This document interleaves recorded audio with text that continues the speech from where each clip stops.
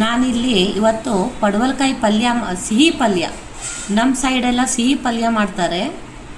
ಪಡವಲಕಾಯಿ ಸಿಹಿ ಪಲ್ಯ ಹೇಗೆ ಮಾಡೋದು ಅಂತ ಕಾಣಿಸ್ತೀನಿ ನೋಡಿ. ನಾನಿಲ್ಲಿ ಮೀಡಿಯಮ್ ಸೈಜಿಂದ 2 ಪಡವಲಕಾಯಿ, ಇದು ಈ ಕಡೆ ಸೈಡೆಲ್ಲ ನಮ್ಮ ಸೈಡ್ ದಪ್ಪದಾಗಿ ಸಿಗುತ್ತೆ. 2 ಪಡವಲಕಾಯಿ ತೊಗೊಂಡಿದ್ದೀನಿ. ಇದನ್ನು ಈಗ ಹೆಚ್ಚಿಬಿಟ್ಟು ನಿಮಗೆ ಸಿಹಿ ಪಲ್ಯ ಮಾಡೋದು ಕಾಣಿಸ್ತೀನಿ ನೋಡಿ.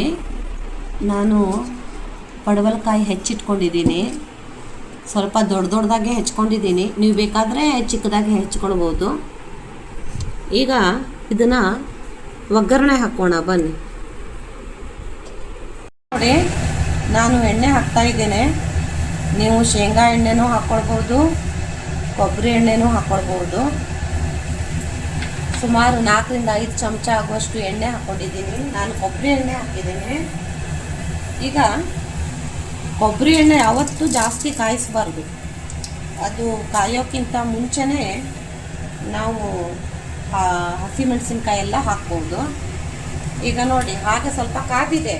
ಅದು ಬಾಣಲೆನೇ ಕಾದಿತ್ತು. ಗಿಡಕ್ಕೆ ಎಣ್ಣೆ ಹಾಕಿದ ತಕ್ಷಣ ಕಾದಿದೆ. ಇಲ್ಲಿ ನಾನು ಇದು ಮೀಡಿಯಮ್ ಖಾರದ್ದು ಮೆಣಸಿನ್ಕಾಯಿ ತೊಗೊಂಡಿದ್ದೇನೆ.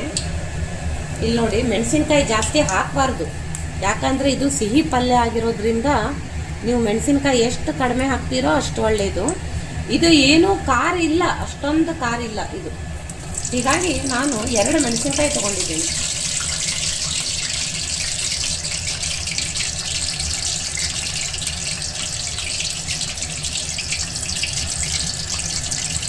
ಈ ಚಮಚದಲ್ಲಿ 1 ಚಮಚ ಉದ್ದಿನಬೇಳೆ ಹಾಕ್ತೀನಿ.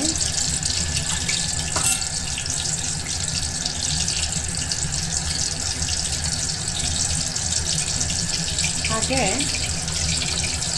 ಇಲ್ಲಿ ನೋಡಿ, ಇದು 2 ಹಾಕೋಲ್ಲ, ಇದು ಬರೀ ಇದು ಪೌಡ್ರ್ ಹಾಕ್ತೀನಿ, ಇಂಗಿನ ಪೌಡ್ರ್.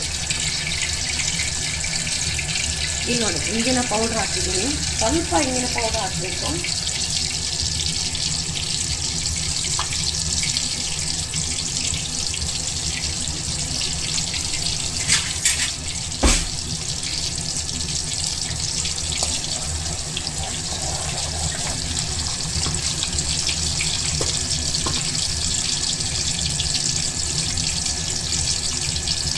ಈಗ ಕರಿಬೇವು ಹಾಕ್ತಾ ಇದ್ದೀನಿ ನೋಡಿ.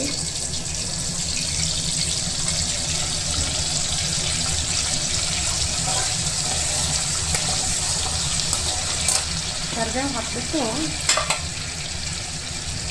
ಇದಕ್ಕೀಗ ಅರ್ಧ ಚಮಚ, 1/4 ಚಮಚ ಅರಿಶಿನ.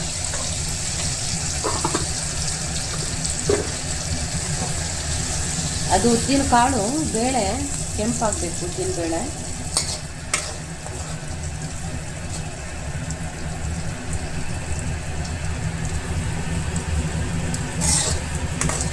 ಕೊಬ್ಬರಿ ಎಣ್ಣೆ ಹಾಕಿರೋದ್ರಿಂದ ಅದು ಒಂಥರ ನೊರೆ ಬರುತ್ತೆ ಮೇಲ್ಗಡೆ. ಶೇಂಗಾ ಎಣ್ಣೆ ಹಾಕಿದ್ರೆ ಹಾಗಾಗೋಲ್ಲ.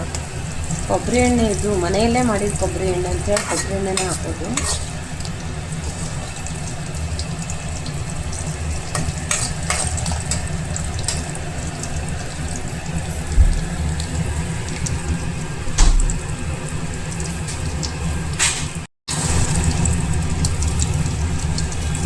ಈಗ ಉದ್ದಿನಬೇಳೆ ಎಲ್ಲ ಕೆಂಪಗಾಯಿತು.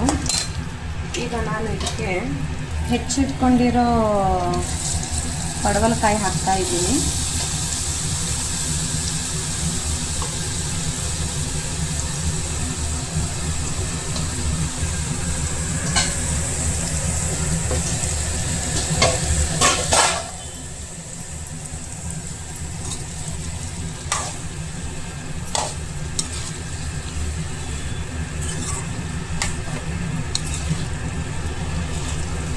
ಒಗ್ಗರಣೆ ಮಾಡೋ ತನಕ ಗ್ಯಾಸನ್ನು ಸಣ್ಣದಾಗಿ ಇಟ್ಕೊಳ್ಬೇಕು.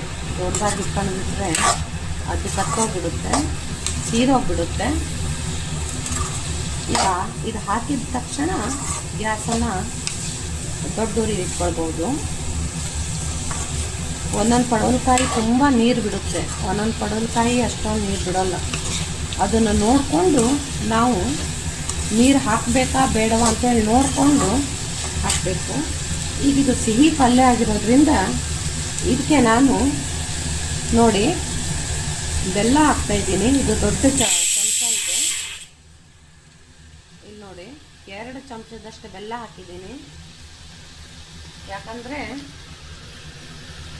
ಸಿಹಿ ಪಲ್ಯ ಮಕ್ಕಳು ತಿಂತಾರೆ, ತುಂಬ ಚೆನ್ನಾಗಿರುತ್ತೆ ಅಂಥೇಳಿ. ಈಗ ಇದಕ್ಕೆ ರುಚಿಗೆ ತಕ್ಕಷ್ಟು ಉಪ್ಪು ಹಾಕೋಣ.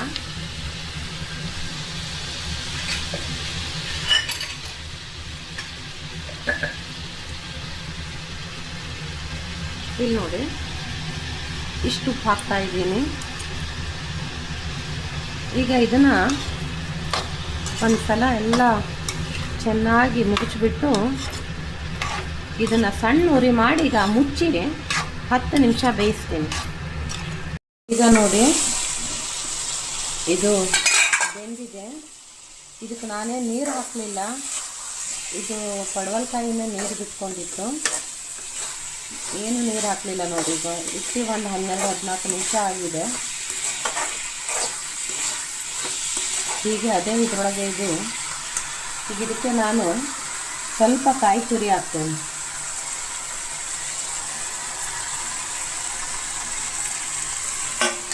ಕಾಯಿ ತುರಿ ಹಾಕಿಬಿಟ್ಟು 1 ಸೆಕೆಂಡು ಹೀಗೆ ಮಿಕ್ಸ್ ಮಾಡಬೇಕು ಚೆನ್ನಾಗಿ. ಯಾಕಂದರೆ ಬೇಸಿಗೆ ದಿವಸದಲ್ಲಿ ಅದು ಹಾಗೆ ನಾವು ಮೇಲಿಂದನೂ ಹಾಕ್ಬೋದು, ಆದರೆ ಕೆಟ್ಟೋಗ್ಬಿಡುತ್ತೆ ಸಾಯಂಕಾಲ ಹೇಳೋ ತನಕ. ಅದಕ್ಕೆ ಸ್ವಲ್ಪ ಕಾಯಿ ತುರಿ ಹಾಕಿಬಿಟ್ಟು 1 ಸೆಕೆಂಡ್ ಹೀಗೆ ಎಲ್ಲ ಚೆನ್ನಾಗಿ ಮಿಕ್ಸ್ ಮಾಡಬೇಕು. ಇದಕ್ಕೆ ಬೆಲ್ಲ ಜಾಸ್ತಿ ಹಾಕಿರೋದ್ರಿಂದ